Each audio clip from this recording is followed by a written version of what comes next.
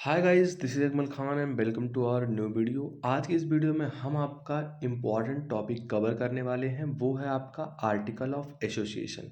Article of association इसे AOA के नाम से भी जाना जाता है शॉर्ट फॉर्म में। एंड कह रहा है कि इसके कैरेक्टरिस्टिक्स के बारे में डिस्कस करो। तो आर्टिकल ऑफ एसोसिएशन हम पूरा विस्तार रूप में जानेंगे ये क्या होता है। एंड जो ये इम्पॉर्टेंट क्वेश्चन है कंपनी लॉ का, हर बार एग्जाम में पूछा जाता है, या फिर आपका आर्टिकल ऑफ एसोसिएशन या मेमोरेंडम ऑफ एसोसिएशन एक जरूर पूछता है। तो आज की इस वीडियो में हम आपका आर्टिकल ऑफ एसोसिएशन कवर करने वाले हैं।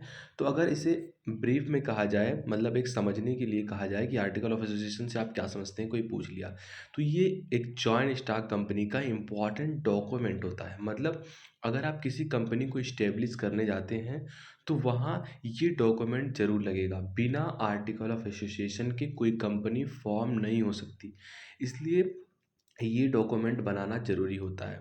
देखिए, जब किसी आदमी के दिमाग में, किसी ग्रुप के दिमाग में एक ख़्याल आता है कंपनी को इस्टेब्लिश करने का, फिर कंपनी जो है वो जो जाता है रजिस्ट्रार ऑफिस के पास। जब आपके पास article of association, memorandum of association दोनों पूरे होंगे, उनके डॉक्यूमेंट पूरे होंगे, जो है आपका ब्रांच जो है कंपनी इस्टेब्लिश करता है वो देखेगा कि आपके डॉक्यूमेंट्स में कोई भी कमी नहीं है, देन वो जो है आपकी कंपनी को एक लीगल फॉर्म देगा। वहाँ से आपकी कंपनी इस्टेब्लिश होती है। लेकिन अगर आप आर्टिकल ऑफ एसोसिएशन या मेमोरेंडम ऑफ एसोसिएशन में आपके डॉक्यूमेंट्स नहीं पूरे हैं, देन आप एक कंपनी का इस्टेब्लिश नहीं कर सकते हैं।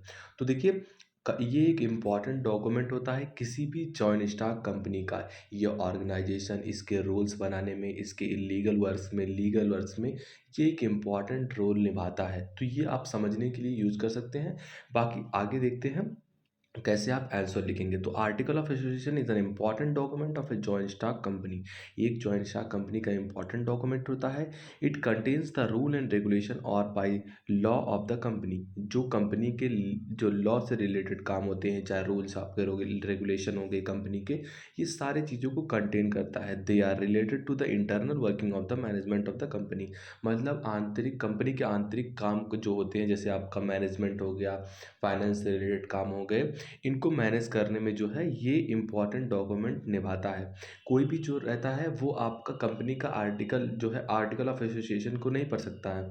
एंड जो कंपनी के अंदर काम करेंगे वो आर्टिकल ऑफ एसोसिएशन से जो है रूबरू रहेंगे। तो it plays a important role in the affairs of the company. या मतलब कंपनी का कहीं भी कुछ भी अगर होता है तो ये उनमें करप्शन करता है, अफेयर करता है। And company it deals with the rights between themself. मतलब खुद के अधिकार के लिए कंपनी का कुछ भी, अगर कोई भी लीगल नोटिस या फिर शेयर होल्डर्स के द्वारा कुछ भी भेजा जाता है तो ये अपने अधिकार के लिए लड़ सकता है। इसमें इतना पावर होता है इस डॉक्यूमेंट में। तो ये एक इम्पॉर्टेंट डॉक्यूमेंट होता है जो कंपनी के इंटरनल वर्किंग में, मैनेजमेंट में इम्पॉर्टेंट होता है। ये ऑर्गेनाइजेशन में आपके इम्पॉर्टेंट होता है। कंपनी के जो है लीगल इलीगल अफेयर्स में भी जो है अपना इम्पॉर्टेंट रोल निभाता है। तो I hope article of association के बारे में आपके दिमाग में एक ख्याल बन चुका होगा।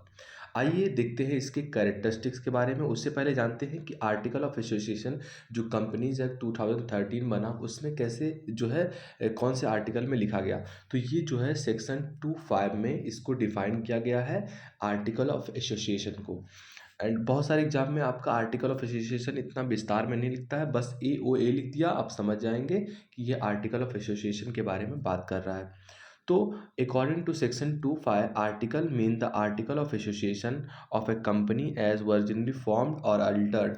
मतलब ये एक ऐसा डॉक्यूमेंट होता है, मतलब इसका कोई जो है ये बहुत सारी चीज़ों पर लिखा होता है, लेकिन वहीं दूसरे हैंड पे आप मेमोरेंडम ऑफ एसोसिएशन में जो भी चीज़ लिख दिया गया वो as as as it is as रहेगा, क्योंकि वहाँ आप बदल नहीं सकते चीज़ों को। यहाँ अगर डॉक्यूमेंट में कहीं भी इंस्ट्रक्शन लिखे हैं तो इसको आप बदल सकते हैं कुछ कारणों की वजह से, लेकिन मेमोरेंडम ऑफ एसोसिएशन में आप कोई भी छेड़छाड़ नहीं कर सकते हैं। तो ये अल्टर्ड किया सकता है टाइम टू टाइम पे, in the presence of any previous company law और कंपनीज एक्ट 2018। इसके हिसाब से आप थोड़ा बहुत बदल सकते हैं। बाकी मेमोरेंडम ऑफ एसोसिएशन में आप कोई भी छेड़छाड़ी नहीं कर सकते हैं। अब देखते हैं इसके कैरेक्टरिस्टिक्स के बारे में। मतलब इसका जो है कैरेक्टरिस्टिक्स कैसा है आर्टिकल ऑफ एसोसिएशन का। तो पहला है articles of the company shall contain the regulation for the management of the company, मतलब ये कंपनी को मैनेज करने में एक इम्पॉर्टेंट रोल निभाते हैं आर्टिकल ऑफ एसोसिएशन। इनको मैनेजमेंट में भी बहुत बड़ा हाथ होता है। दूसरा है कि the article shall also contain such matters as the prescribed. However, the company can include such additional matters in the articles as may be considered necessary for its management में के लिए अगर कोई भी चीज़ इंपॉर्टेंट है तो ये हाँ उसके रूल्स तक भी जाएगा, उसको चेंज करने के लिए भी जो है अपनी कोशिश करेगा। दूसरा है it is a part of constitution of an organisation, मतलब अगर एक देश को चलाना है तो आपके पास क्या होता है, एक संविधान जो लिखा गया है वो संविधान के हिसाब से आदमी चलता है, लोग जो है कार्य करते हैं उनके रूल्स के हिसाब से। अब ये जो कंपनी होता है इनको रन करने के लिए ये एक कॉन्स्टिट्यूशन की तरह काम करता है कि मतलब इसमें रूल्स लिखे गए हैं, उन रूल्स के अकॉर्डिंग किसी भी व्यक्ति को, किसी भी जो है शेयर होल्डर को, किसी भी डायरेक्टर को, किसी भी सीईओ को काम करना होगा। तो ये क्या है, it is a part of constitution of an organisation and it is a contract between members and among the members themself. ये एक जो इस कंपनी जो डॉक्यूमेंट में होता है एक कॉन्ट्रैक्ट की तरह होता है जिसमें आप मेंबर्स को एंड जो है जो मेंबर्स रहते हैं कंपनी के ये आपस में काम कर पाए, ऐसा उसमें जो है रूल्स होता है। पांचवा है it lays down to the duties of shareholders, मतलब ये लेज डाउन करता है किसके ड्यूटीज पर, शेयर होल्डर्स के, जो कि कंपनी के एक पार्ट होते हैं। आपका 6 नंबर है कि special interest in the provision of the article of association is taken by the calendar of the organisation and सातवां है the court can be declare cause ultra vires if it is unreasonable. तो अगर अगर कहीं भी company को जो है लगता है कि ये अल्ट्रा वायरस जो है कंपनी के रूल्स को जो है ब्रेक कर रहे हैं तो उन पर एक्शंस ले सकता है। इतना पावर तो होता है आर्टिकल ऑफ एसोसिएशन के डॉक्यूमेंट में। तो आई होप आपको आर्टिकल ऑफ एसोसिएशन के बारे में एक ब्रीफ इंफॉर्मेशन मिली होगी।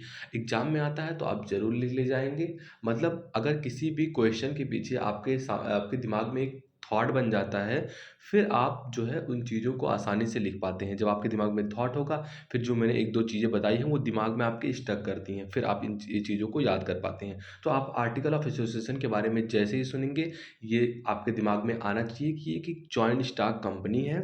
जॉइंट स्टॉक कंपनी का एक इंपॉर्टेंट डॉक्यूमेंट होता है जो कंपनी के रूल्स रेगुलेशन ऑर्गेनाइजेशन मैनेजमेंट में जो है हेल्पफुल होता है। ये कंपनी के लीगल मैटर्स में भी जो है इंटरफेयर करता है और जो है ये बहुत सारी चीज़ें मेंबर्स के बारे में, शेयर होल्डर्स के बारे में डिस्क्राइब करता है एंड इनको टाइम टू टाइम पर अल्टर्ड किया जा सकता है। एंड ये सारी चीज़ें अगर आपके दिमाग में रहेंगी तो आप एक अच्छा आंसर लिख ले जाएंगे। तो आई होप आपको ये वीडियो पसंद आया होगा। वीडियो पसंद आया तो लाइक करना, चैनल पर नए चैनल को सब्सक्राइब कर लो।